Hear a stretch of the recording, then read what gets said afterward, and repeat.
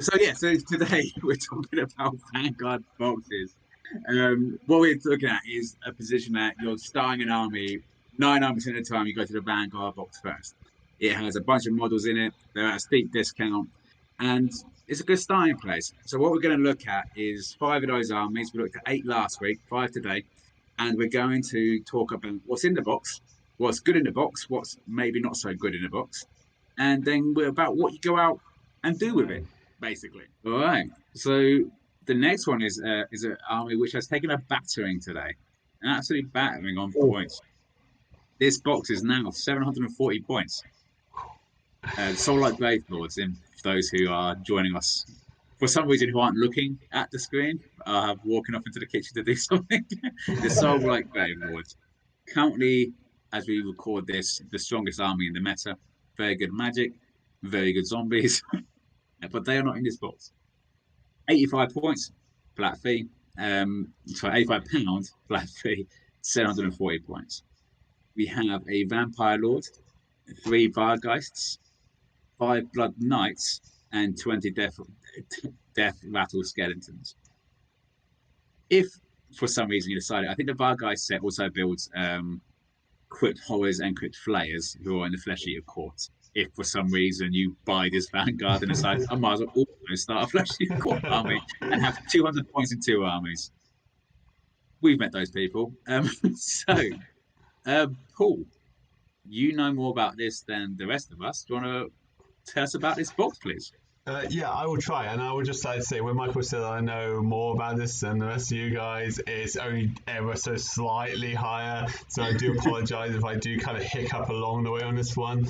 Yeah, like Michael has just said, ultimately, Soulblight Gravelords are really top of the listings on the win rates and the win potential.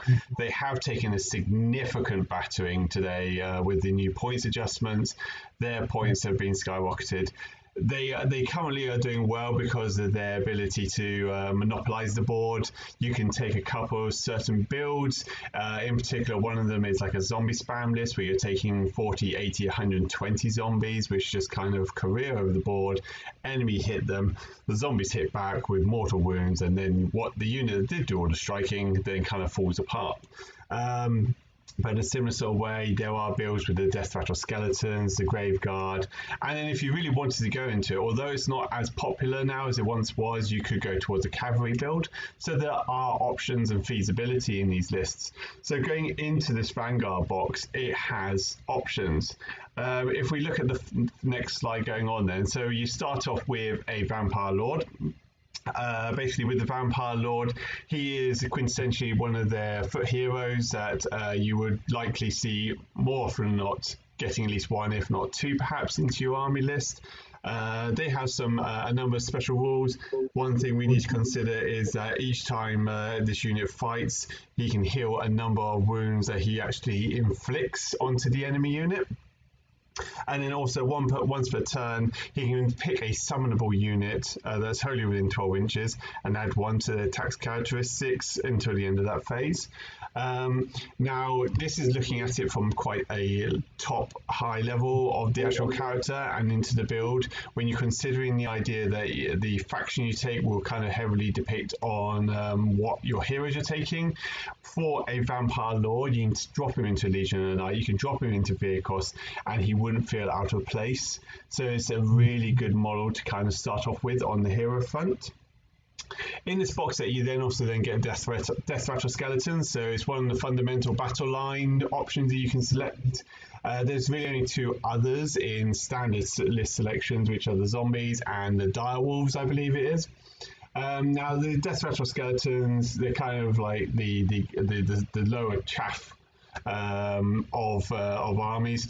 Slightly better than your zombies, but not by much. Quite often you used to see, or recently you would have seen people opting for zombies over the Death Rattle Skeletons. But with the points increases now, you may see more skeletons on the board. Having said that, though, Death Rattles are not to be snubbed against. They have their own kind of rules. Now, the one thing that surprised me when I was kind of doing my homework on this one is like most armies have standard bearers in their units, their battle line units and everything like that. And quite often it's kind of like add one to your run or add one to bravery, something like that. for this unit and also the Blood Knights, as we will speak about in a moment, their standards allow them to re-roll ones on their ward saves. So the skeletons and the all undead kind of get 6+ ward save, like the death save we call it known as. And so if they roll ones on that one, they get to re-roll it. So that's quite a nice option to have just generally in a unit of battle line, let alone battle line chaff. At the same point, though, they do have other rules, like at the start of the combat phase, they can roll dice for each slain model.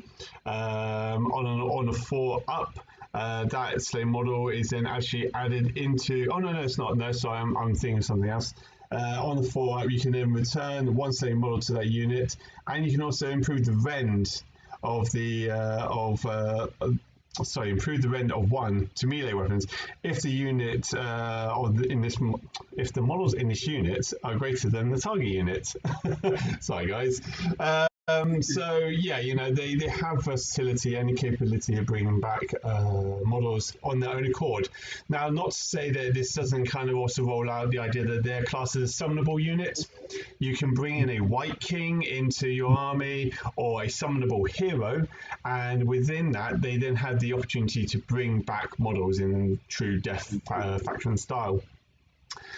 So certainly something not to be snubbed off.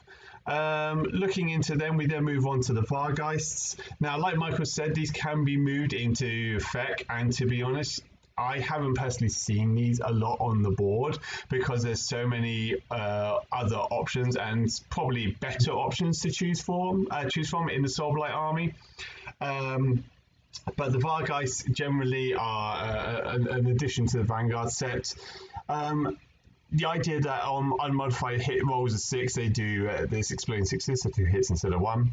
And then you can also use this unit as almost like a reserve unit, so they don't get set up on the board, they can come in later on in the game, and they can hinder the back lines. So that's probably why you would take them if you were to perhaps catch some of those back objectives, or perhaps be a pest to some of the foot heroes on the enemy team. But not too much to say on that front, to be honest. But we will move to the Blood Knights. Now, the Blood Knights are a really good unit. If you consider each model has 3 wounds and are on a base save of 3 up as well, and then they've also got a 6 up Deathless save. They're initially a fairly strong tanky unit. Now, I know Jason, who has played against an army with Blood Knights in them, and it was a case of he had the owner of the Soulblight army had managed to make it so they were on essentially a 2 up, ignoring almost up to 2 rend. So essentially it was kind of like a 2 up save throughout, and where Jason had this plan to try and almost decimate the Blood Knights, it just fell apart on him. So Blood Knights do have an option. They are pricey though with their points, but they do have rules to stand in with them. Now, on top of the standard bearer that I talked about, they also have the option where they can add 1 to the damage characteristic of this unit's melee weapons if they've charged in the same turn. And each time this unit fights, you can heal a number of wounds equal to the wounds that you inflict on the enemy. Admittedly, you won't be able to resurrect your dead models from that one. It's just the idea if you've taken 1 or 2 wounds on a knight or on a cavalry model. These models can pass across other units with wounds of 3 or less as if they're flying. So they've got the ability to move around the board if they wanted to avoid certain chaff units or base units. And if they do so, the enemy unit on a 2+ suffers D3 mortal wounds. So once again, a very strong unit to consider. And in terms of a Vanguard box set though, this is almost like an ideal place to start if you were going to go with Soulblight Gravelords. Aside from the Vargeists, you have got a foot hero, you've got a battle line choice, and you have got an elite unit there.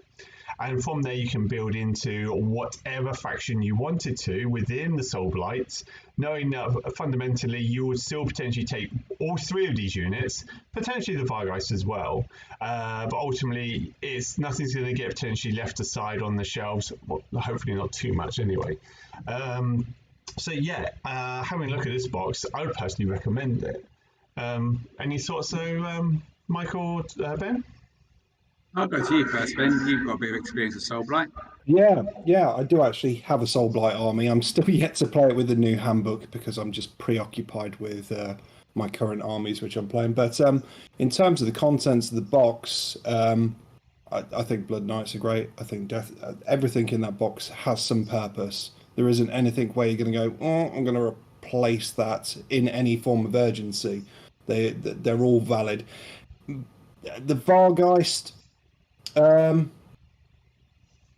paper, it's just me. The way I run things is always a terrible idea. I quite like them for the deep striking, but there is this whole grave site summoning as well. So if you place your grave sites in the right place, do you need a deep strike? There's the argument. Love the models. I think that the Vargeists are brilliant models. The way that they're posed. Yeah, I think 2 lots of Blood Knights, 2 units of Blood Knights stomping around the place with like loads of Death Rattle skeletons. I can't help but think 2 boxes would be good. Yeah. 2 boxes of that. 2 vampire heroes is perfectly legit as well. You perhaps substitute one out maybe with Necromancer, maybe, but I think the set is good. I do. It's kind of interesting to see, like with the Vargeist, they sit at currently 140 points, and well, that's as the app shows at the moment. Now, even with the points increases, you always got to consider: do you take 3 Vargeists, or do you take for an extra 10 points 20 zombies? And what's going to actually do something with it?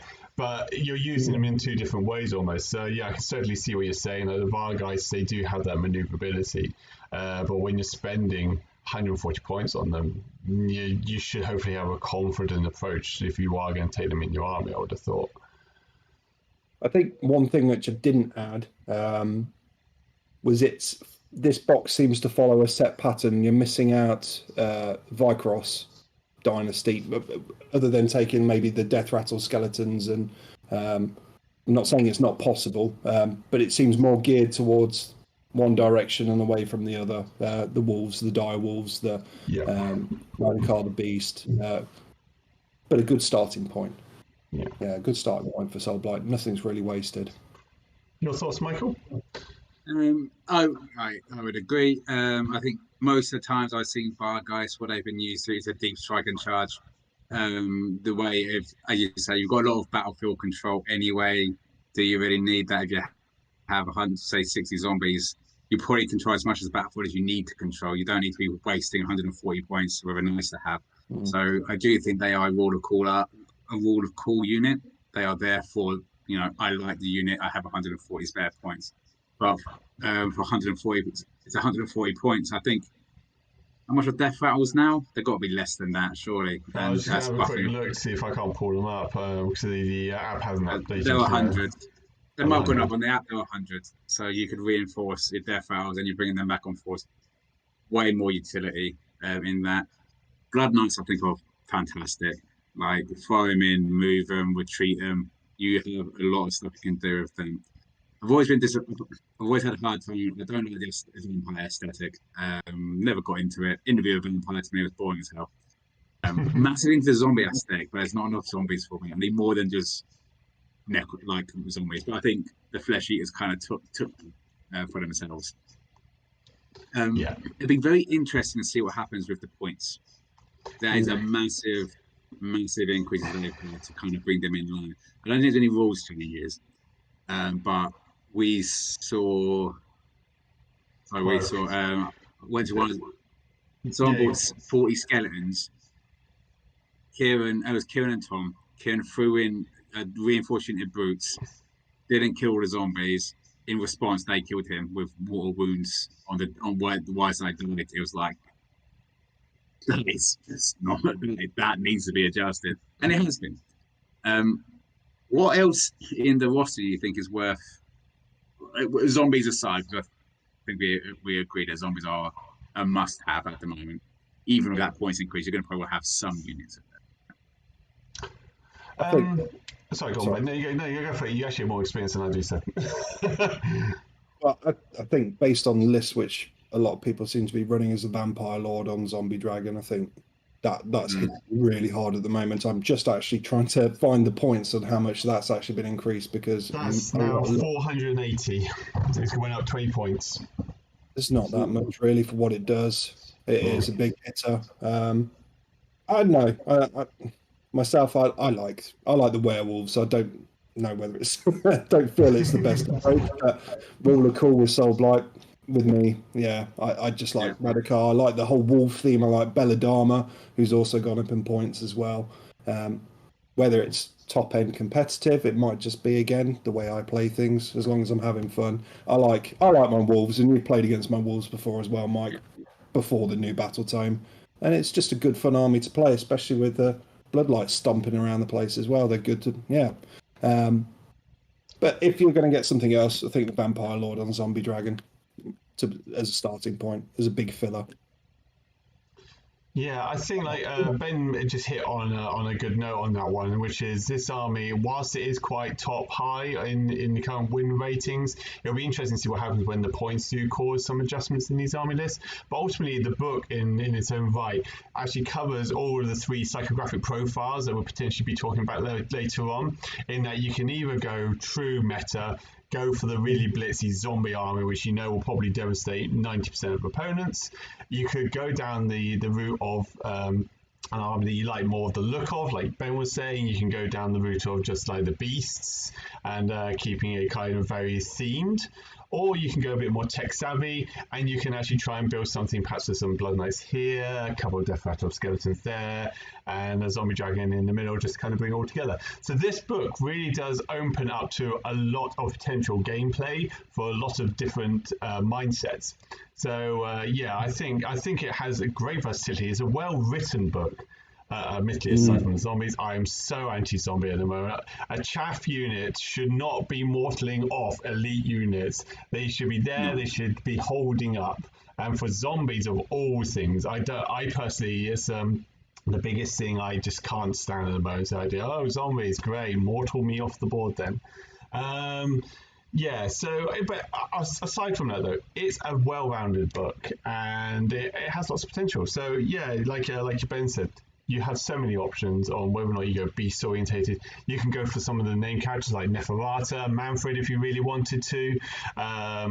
Alternatively, you can just go towards a standard one where you have White Kings in there and Vampire Lords and Necromancer or 2, and there's all your heroes. They don't have to be named, and then you just keep that summoning going at the same time.